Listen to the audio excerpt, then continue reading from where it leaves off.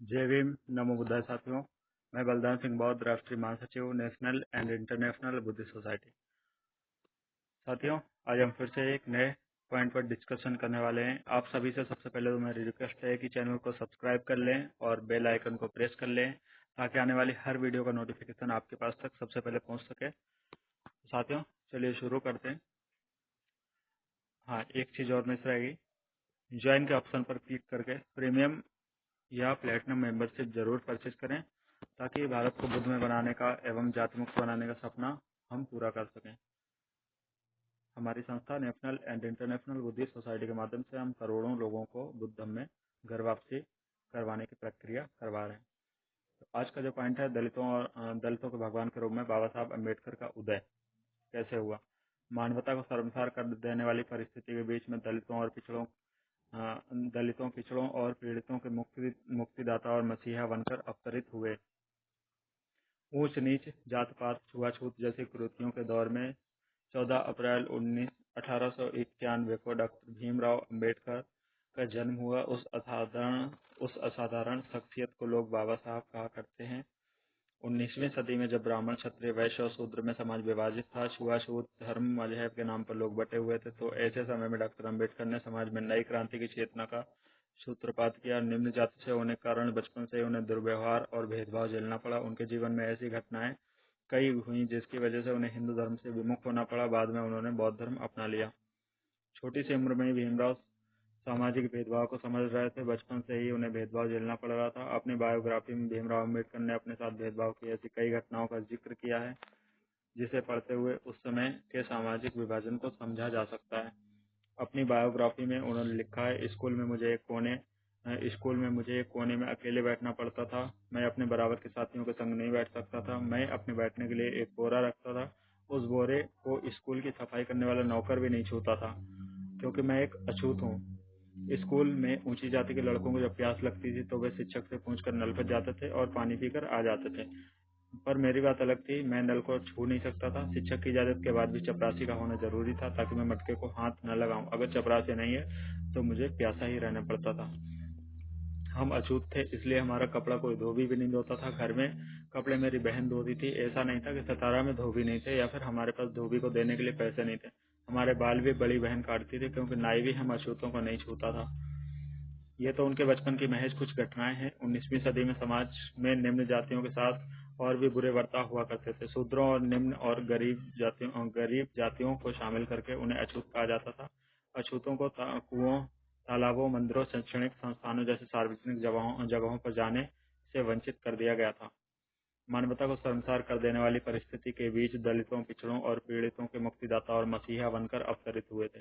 आंदोलन चलाया, पत्रिकाएं निकाली। दलितों और वंचितों की आवाज उठाने के लिए बाबा साहब ने आंदोलन चलाया। अपने आंदोलन कारगर और व्यापक बनाने के लिए उन्होंने मूक नायक पत्रिका भी निकाली। 1927 में उनके नेतृत्व में 10,000 से ज्यादा लोगों ने एक विशाल जुलूस निकाला। लोगों ने ऊंची जाति के लिए आरक्षित चौबेदार तालाब के पीने के पानी के लिए सत्याग्रह किया और सफलता हासिल की। देखते देखते वह दलितों के बड़े पैरवीकार के रूप में देखे जाने लगे। उन्हें 1927 में और फिर 1932 में मुंबई विधान परिषद का सदस्य मनोनीत किया गया। विधान परिषद में उन्होंने दलित समाज के लिए भी आवाजें उठाई। वर्ष 1929 में उन्होंने समता समाज संघ की स्थापना की और फिर 1930 में नासिक के कालाराम मंदिर में अछूतों के प्रवेश के बैन को खत्म करने के लिए सत्याग्रह किया। विरोध के बावजूद दूसरी गोलमेज सम्मेलन में दलितों के लिए एक अलग निर्वाचन का अधिकार प्राप्त करके देश भर में हलचल मचा दी। गांधी जी के अनशन के बाद डॉक्टर अंबेडकर और कांग्रेस के बीच 24 सितंबर 1932 को पूना पैक्ट के नाम पर समझौता हुआ। डॉक्टर अंबेडकर को मांग वापस लेनी पड़ी। लंदन में हुए उन्होंने 3 गोलमेज सम्मेलनों में भारत के दलितों का शानदार प्रतिनिधित्व करते हुए उन्होंने दलित समाज को कई बड़ी उपलब्धियां दिलवाई। संविधान में दलितों के लिए आरक्षण। 29 अगस्त 1947 को डॉक्टर अंबेडकर को संविधान निर्मात्री सभा के प्रारूप समिति का अध्यक्ष बनाया गया। उन्होंने संविधान में यह प्रावधान रखा कि किसी भी प्रकार की अस्पृश्यता या छुआछूत के कारण समाज में असामान्य उत्पन्न करना दंडनीय अपराध होगा। इसके साथ ही उन्होंने अनुसूचित जाति, जनजाति के लोगों के लिए सिविल सेवाओं और स्कूल कॉलेजों की नौकरियों में आरक्षण प्रणाली लागू करवाने में भी सफलता हासिल की। वर्ष 1949 में उन्हें स्वतंत्र भारत का पहला कानून मंत्री बनाया गया। वर्ष 1950 में वे श्रीलंका के बौद्ध सम्मेलन में भाग लेने गए और बहुत प्रभावी होकर स्वदेश लौटे। वैचारिक मतभेदों के चलते 1951 में कानून मंत्री के पद से इस्तीफा दे दिया। वर्ष 1952 के आम चुनावों में वे हार गए। हालांकि 1952 से वर्ष 1956 तक वे राज्यसभा के सदस्य रहे। कानून बनने के बावजूद दलितों की दयनीय स्थिति देखकर वे अध्ययन और मंथन करने लग गए।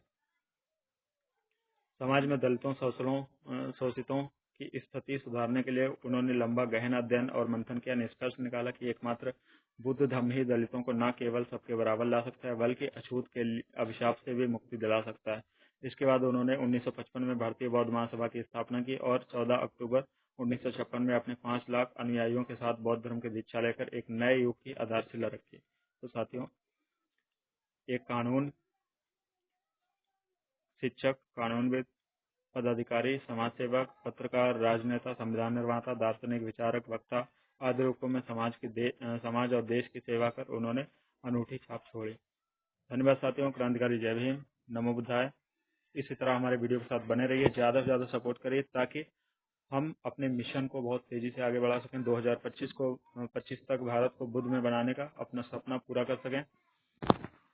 हमें सपोर्ट करने के लिए चैनल की प्रीमियम मेंबरशिप परचेज कीजिए ताकि हम दिन रात एक कर रहे हैं अपने समाज के लिए, अपने धर्म के लिए, अपने लोगों को जागरूक करने के लिए। ज़्यादा से ज़्यादा सपोर्ट करें, ज़्यादा से ज़्यादा प्रीमियम मेंबरशिप परचेज करें। और साथियों, बुद्ध में घर वापसी के लिए हमसे संपर्क कर सकते हैं। धन्यवाद।